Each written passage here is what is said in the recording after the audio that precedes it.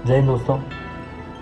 पिछले कुछ दिनों से नेशनलिज्म का जो एक कॉन्सेप्ट है, नेशनलिज्म जो वर्ड है, वो बहुत सारे चर्चाओं में आ रहा है। क्या है nationalism?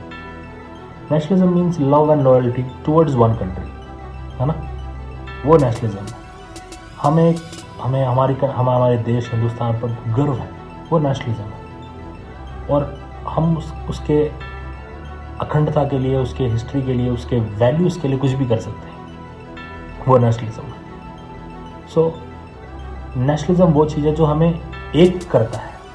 It brings us together, हमें सेपरेट नहीं करता है। सबसे मेन बात यह है, एक कॉन्सेप्ट था जो 19वीं सेंचुरी में इमर्ज हुआ हिंदुस्तान में, वो है नेशनलिज्म।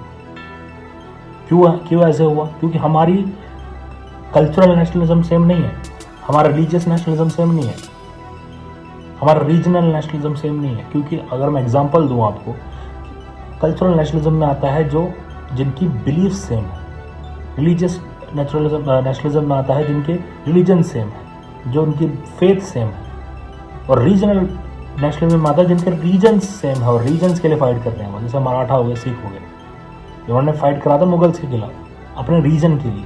उस टाइम कॉन्सेप्ट नहीं था कि हिंदुस्तान की लड़ाई लड़ रहे हैं वो लोग। ये समझने वाली बात है। तो हमारा तो कुछ भी सेम नहीं है इसमें, तो फिर क्या सेम है? हमारा स्ट्रगल सेम है। हम ब्रिटिशर्स से लड़ रहे थे, हमारे जो ब्रिटिशर से हम लड़ रहे थे वो लड़ाई सेम थी हमारी। चाहे वो कश्मीर से लेकर कन्याकुमारी तक हम लोग लड़े थे, वो सेम था। हम एक भावना से लड़े थे उनसे, क्योंकि हमारा दुश्मन सेम था। आज हम लोग नेशनलिज्म की वजह से बट रहे हैं। क्यों? हमें बांट रहे हैं हमें बांट रहे हैं जो सत्ता में बैठे हुए हैं। हमें बांट रहे हैं जिनको हमने ही चूज करके हमारे लिए सर्व करने के लिए भेजा था, हमारे लिए अच्छी पॉलिसीज बनाने के लिए भेजी थी। वो लोग हमें बांट रहे हैं इस चीज़ की वजह से। हमें समझना चाहिए सब। फर्स्ट हमें समझना चाहिए क्या है ये।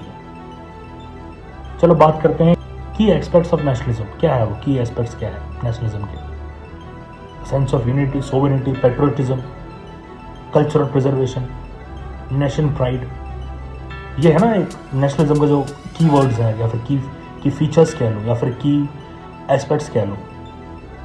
अब इसमें भी हमारा नेशनलिज्म क्या है? इसमें इंडिया का जो नेशनलिज्म है वो क्या है? सिविक नेशनलिज्म जो फर्स्ट आता है, वो जो हमें देखने को मिलता है फ्रेंच रेवोल्यूशन में। क्योंकि उनकी एथनिसिटी सेम नहीं है, बस उनका सिटीजनशिप सेम है, उनकी वैल्यूज सेम है, उनके प्रिंसिपल सेम है। वो सिविक नेशनलिज्म कहलाता है। दूसरा आता है एथनिक नेशनलिज्म, जो जर्मनी में देखने को मिलता है हमें। जर्मन लैंग्वेजेस, जर्मन कल्चर, उनका जो कल्चर और लैंग्वेज सेम था, इसलिए उन्होंने एथनिक नेशनलिज्म यूज करा। हमारा क्या नेशनलिज्म है? हमारा anti colonial nationalism, anti religious nationalism नहीं हमारा एंटी कॉलोनियल नेशनलिज्म है, जिसके लिए हिंदू या मुस्लिम हो या क्रिश्चियन हो या सिख हो, बुद्धिस्ट हो, जैन हो या कोई भी हो, हमने एकजुट होकर एंटी कॉलोनियल मूवमेंट लड़ी है। 1857 से लेकर 1947 तक हमने लड़ाई लड़ी है। अब इस नेशनलिज्म जो वर्ड है, क्योंकि महात्मा गांधी ने बोला था एक्सेसिव नेशनलिज्म इज डेंजरस, है ना?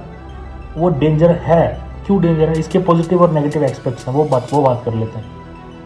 पॉजिटिव एस्पेक्ट ये है कि ये यूनिटी को बढ़ावा देता है। नेशनल जो प्राइड है, एक हमें प्राउड फील करवाता है, और इंडिपेंडेंस आता है उससे, एक आज़ादी मिलती है ना?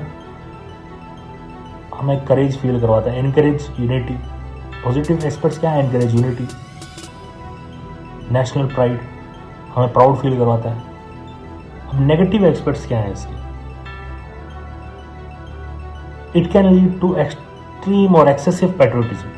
कॉन्फ्लिक्ट हो सकते हैं उसके, डिस्क्रिमिनेशन हो सकते हैं उससे। कोई नेगेटिव एस्पेक्ट्स है, अगर डिस्क्रिमिनेशन हो रहा है तो ये नेगेटिव एस्पेक्ट्स ऑफ नेशनलिज्म है।